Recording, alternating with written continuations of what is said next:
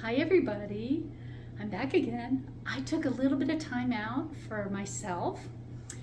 I really like doing that as part of my spiritual practice, to take these little breaks every once in a while so I can go farther and deeper within and continue to upgrade my consciousness, because the more I do that and take those breaks, the more I can bring into all of you and activate within you. So I'm very grateful that I had the time to do that, and then I got to play with a lot more transformation and learning and playing with some new tools to make my transformation even more graceful. And of course, all of that gets to be available to you in my classes that are coming up. When, I don't know. I'm still working on the behind the scenes, sort of birthing those classes for you right now. And what I want to do today is I just want to take a moment of gratitude and loving appreciation for the Tibetan monks. In case you're not aware, I live in Sedona, and the Tibetan monks get to come visit Sedona at least once a year for about a month's time frame. And so I did go to one of their Dharma talks this morning, and I could feel the energetic transmission coming through and just embodying within me. And so I was like, what a great day to share with you guys what's going on. So thank you for being with me today, and thank you for celebrating the Tibetan monks, these beautiful souls who dedicate their entire life to upgrading consciousness and being at peace with who they are at the core of their being. Because the truth is we're all at peace at the core of our being, but most of the time we're so absorbed in all of the conditioning that we have that we don't even know the core of our being. We think the concept of who we are is who we are. But what if we're so much greater than that? What if we are amazing beings of energy and light and limitless potential? And one of my biggest joys is to help people unlock that potential. And every day I am in exploration and discovery of, I wonder what else is possible. Oh, if this can be unlimited over here, I wonder if this can also be unlimited over here. And so I love playing in expansion energy. I love playing in ease and grace of life. Now, for those of you who know me or don't know me, I've spent most of my life in a very traumatic, hyper-vigilant, like overly fearful and anxious state. And it was such a part of my worldview and my perception field that I didn't even know that's who I was being. I thought it was calm. I had no idea until I started to unravel all the things that was creating fear and anxiety in me, how much of my life I lived in what I call hypervigilance. This constant like, oh, there's a threat there. Oh wait, no, don't do that because there's a threat there. And it was this base of, as somebody finally pointed out to me one day, you're walking on eggshells all the time. Can you just relax? And at first I was like, what? And you know, that whole like, I wanted to blame them for the eggshells. I'm like, well, if you weren't so triggered all the time by everything I do, then I wouldn't be walking on eggshells. And more than likely I did that. But you know what that was? It was one of the biggest gifts to bring that into my awareness, to get me to see how I was living life. So how many of you are so unaware of what your automatic triggers are, what your automatic, I'm going to call actions and compulsions. Now, I was working with a client recently on this, and we did a whole activation on releasing compulsions. So, what's the difference between a belief and a belief with a compulsion? Or a story and a story with a compulsion? A belief in a story is something that you'll notice. You'll notice the thoughts coming by.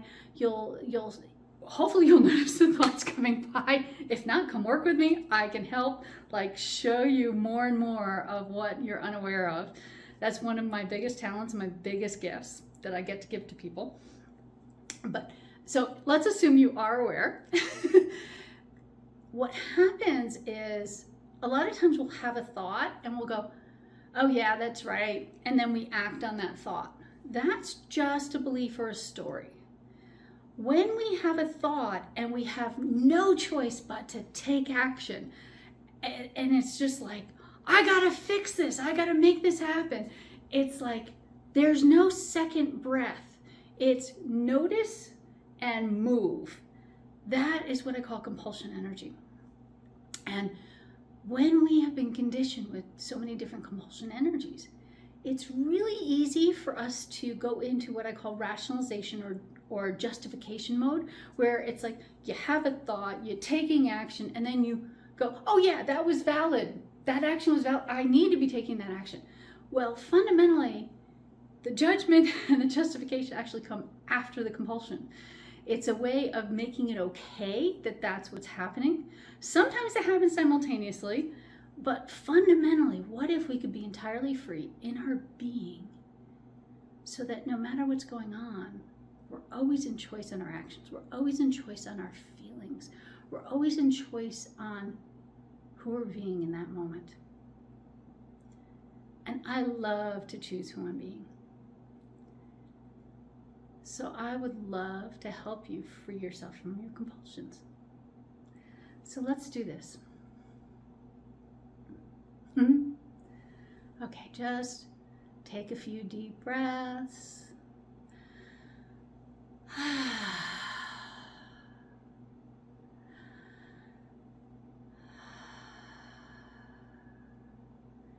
Call all of yourselves back into the present moment of now, clean, clear, and aligned with Source.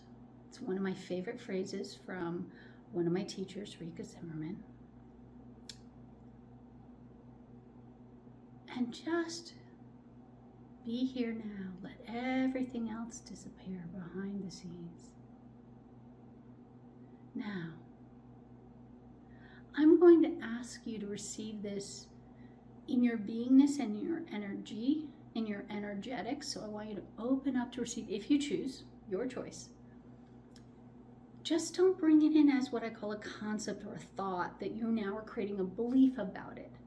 Like, oh, my compulsions are gone because I received an activation. Like, let's not put story around whatever is going to unfold.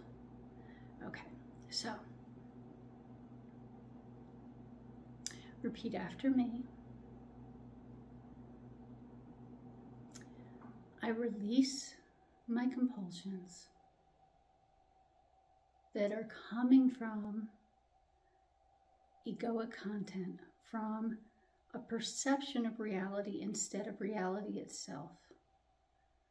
I'm going to let go of my need to take immediate action when my egoic part of myself and not my true being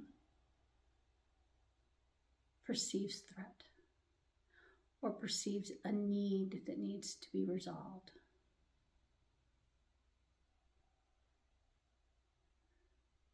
Just receive that transmission. I'm just going to be transmitting some energy, so just receive all of that.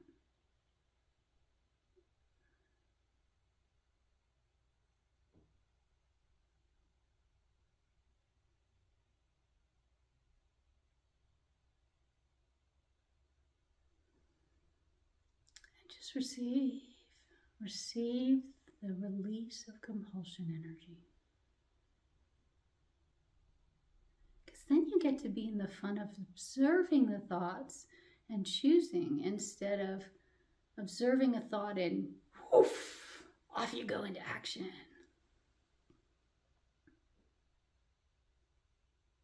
And I hope this makes your day. I hope this frees you, because I'm all about self-liberation and freeing people from their conditioning and freeing them to be who they came here to be.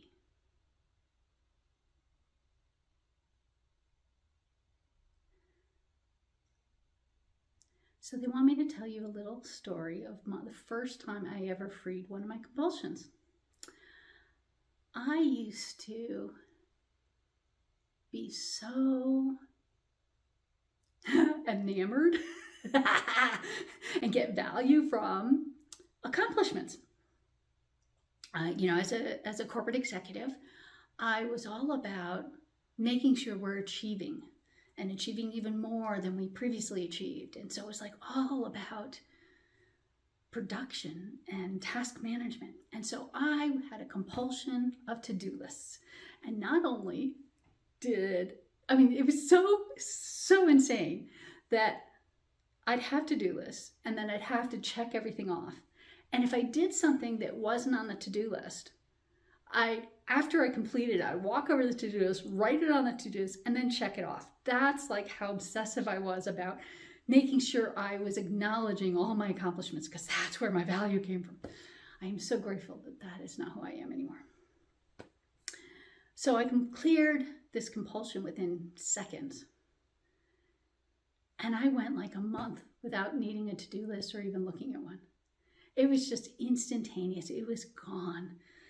Now, sometimes our compulsions won't go away because it's anchored into some other need that it is fulfilling. If you need help getting to the root bottom of that, I'm really good at helping you do that. So come work with me. I love helping people be free. So to your freedom and to your beingness. Bye for now.